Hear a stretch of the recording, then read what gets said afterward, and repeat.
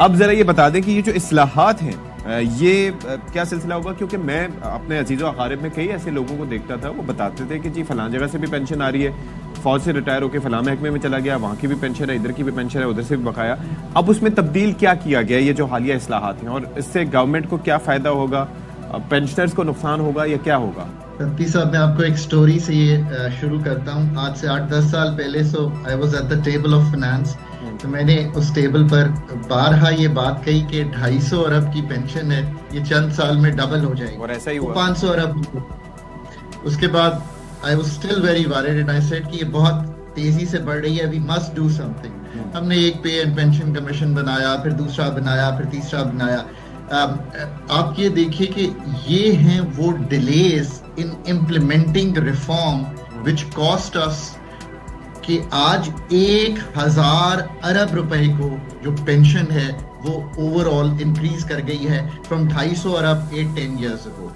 ये है रिफॉर्म ना करने का नतीजा। जब लोग समझना चाहते हैं ना कि मुल्क में तकलीफ क्यों है, मुल्क का बजट ब्रोकन क्यों है, बार बार IMF के दर पे क्यों जाते हैं, तो ये एक बड़ी क्लियर मिसाल है डिले ऑफ अ रिफॉर्म की, जिसने 250 अरब की चीज को 1000 अरब कर दिया है, और जो बेनिफिट इससे ज्यादा दिया जा सकता था पेंशनर को वो भी हम नहीं पास कर सके।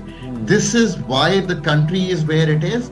अगर ये काम 8-10 साल पहले होता और आज 300-400 अरब का बोझ होता या 500 अरब का बोझ होता, तो जो 500 अरब बचते वो सोशल सेक्टर डेवलपमेंट में या पॉवर्टी एलिविएशन में या इंफ्रास्ट्रक्चर बनाने में या इकोनॉमी को कंपेटिटिव बनाने में लगते। सो एक तो बहुत ये this is the real story. So अब स्टोरी क्या है? देखिए, स्टोरी ये है कि दुनिया भर ने आज से 10-20 साल पहले ये तय कर लिया था कि स्टेट में अनफंडेड पेंशन नहीं रखनी। इसका क्या मतलब है कि एक इंसान भर्ती हो गया है, 60 साल पे जब वो रिटायर हो रहा है, तो हमने कोई इस तरह का मैकेनिज्म ही नहीं डेवलप किया कि pay as you go. So I used to work in Australia with the government of Australia. तो वो ये करते थे कि 9% जो मेरी सैलरी थी उसका डिपॉजिट करते चले जाते थे एक फंड में जिसका सरकार से कोई ताल्लुक नहीं होता था।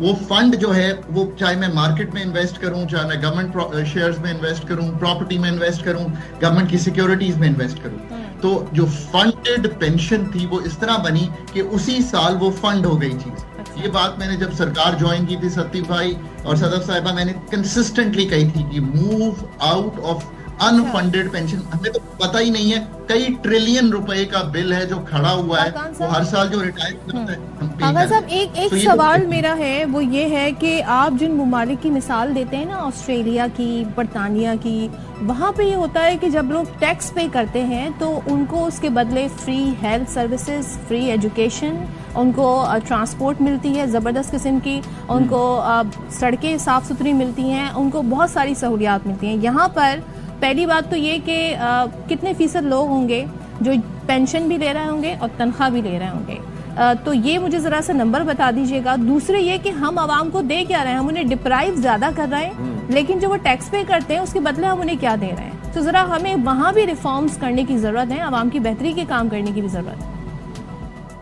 तो सदफ ने बहुत सी चीजें जो कि सामने रखी हैं। सो एक तो हमने डिसाइड किया कि जो नए एंट्रेंट्स हैं उनको निकालना है सिस्टम से, उनको ये राइट देना है कि वो डिसाइड करें कि उनकी पेंशन कैसे और कहाँ इन्वेस्ट होगी और वो क्या बनेगी। जो नया होगा वो ग्रोथ में करेगा, जो रिटायर हो रहा होगा वो फिक्स्ड इनकम में आएगा। दूसरा रिफॉर्म ये है कि जो एग्जिस्टिंग है, और जैसे आप लोगों ने कहा, एक तो ये बात इंपॉर्टेंट है कि अगर मैं एक सैलरी कहीं से ड्रॉ कर रहा हूँ सरकार से, तो मैं एक और पेंशन जो वहीं से आ रही है उसको ड्रॉ करना इज एन अनफेयर थिंग, तो उसको डू अवे किया गया। So that's a good stance. पर एक चीज रखी है सदफ सरकार ने, जो आप जिस तरफ पॉइंट कर रही हैं, लेट्स से कि सदफ रिटायर होती हैं और सदफ के स्पाउस भी गवर्नमेंट में ही काम करते थे, वेदर और वो नई हयात हैं उस पर, तो सदफ को जो उनकी पेंशन है वो मिलती रहेगी। So you know, I think that's a fair way to go about it. So ये चीज रखी है कि ऐसा ना हो कि उनको नाम।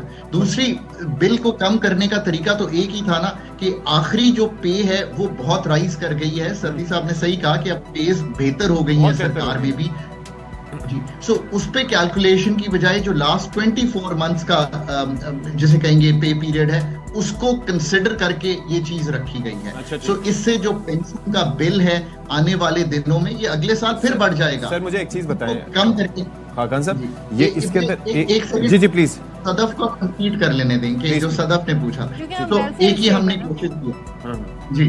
अच्छा फिर देखें ये बात, अच्छा सो मैं ऑस्ट्रेलिया की मिसाल सदफ एक तो इसलिए देता हूँ कि वो भी एक ब्रिटिश कॉलोनी थी, बिल्कुल हमारी तरह के हालात थे, 90 में यही हालात थे। ये सब रिफॉर्म जब इंडिया ने 90 में किए, ऑस्ट्रेलिया ने 90 में किए, तो वो फर्क आ गया। मैं इसलिए मिसाल देता हूँ कि इसको समझना आसान हो। ठीक है जी। दूसरी ये चीज है कि हमें नेट पेंशन और ग्रॉस पेंशन, मतलब उसको फर्क किया है कि क्या बेस लाइन बनेगी, उससे भी थोड़ी सी जो पेंशन का बोझ है वो कम होगा। अब जहां तक सदफ की ये बात है, ये तो बिल्कुल दुरुस्त है ना कि जो स्टेट को डिलीवरी करनी चाहिए in terms of governance, in terms of सड़कें, इन टर्म्स ऑफ पानी, इन टर्म्स ऑफ एटमॉस्फेयर का क्लीन होना, ये काम तो कोई डिनाई कर ही नहीं सकता। पुलिस का अच्छा होना, जुडिशरी का मतलब आपको टाइमली इंसाफ मिलना, इस पे तो कोई दो आरा नहीं हो सकती। But sir here's the thing, और ये आई थिंक पाकिस्तान में बहुत होता है, हम एक जो फोकस करके अगर किसी रिफॉर्म को कर लें तो उसका एक बेनिफिट तो आता है, उसको हमें सेपरेट कर लेना चाहिए कि हम कोई काम अगर अच्छा नहीं कर रहे, दैट्स फेयर, सदफ का की comment is fair, but that doesn't mean कि मैं पेंशन का जो रिफॉर्म ड्यू है वो ना करूं।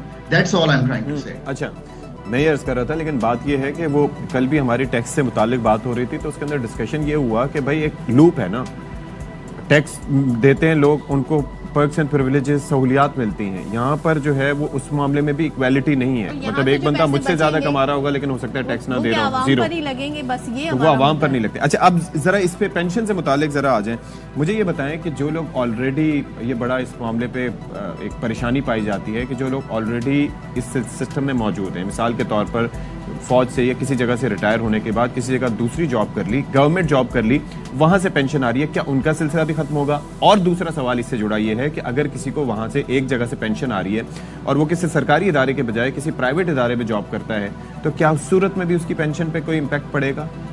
ये जरा बताइए। तो एक तो क्लैरिटी रखें कि ये इसका इतलाक होगा जो 1 जनवरी के बाद रिटायर हुए, जो 31 तक रिटायर हो गए उन पे इन रूल्स का इतलाक नहीं होगा, तो they become effective from 1 January. Number 2, अगर आप 37 साल पहले गवर्नमेंट में काम करते थे, उसके बाद आप प्राइवेट सेक्टर में जाके अरब रुपया भी कमाएं, उसका गवर्नमेंट से कोई ताल्लुक नहीं है।